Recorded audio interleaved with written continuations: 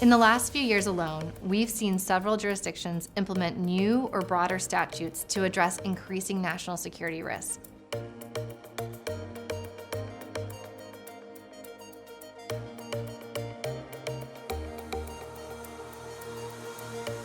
The risks addressed by these statutes include those potentially presented by advanced technologies that we see many of our clients either developing or hoping to acquire.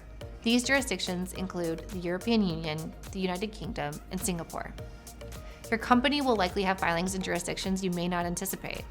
In 2024 alone, Latham advised on filing analyses for over 1,000 FDI matters and filed in 18 jurisdictions. As you can imagine, this has become an important piece of any cross-border M&A transaction. Having practiced as an M&A lawyer for many years now, I've witnessed firsthand this exponential increase in filings and scrutiny by regulators.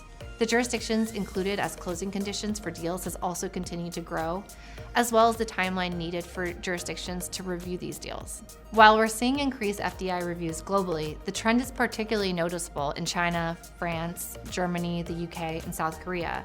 And our Latham teams in these jurisdictions are leaders at handling these reviews and coordinating locally as needed.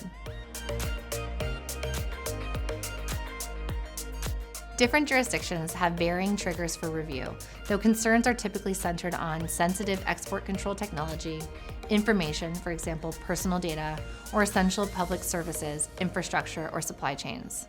For tech transactions that trigger an FDI review, most jurisdictions are asking, what is the application of the sensitive technology and who is using it?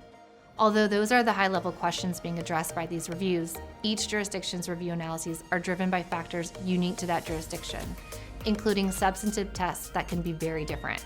They also have varying timelines for review.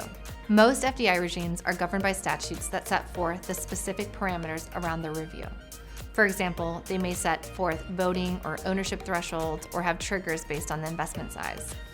The ranges vary significantly.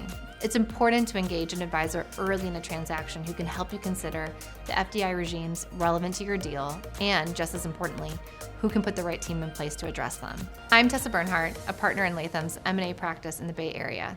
I represent both buy-side and sell-side clients in multi-jurisdictional transactions and help tech companies execute deals to further their strategic objectives.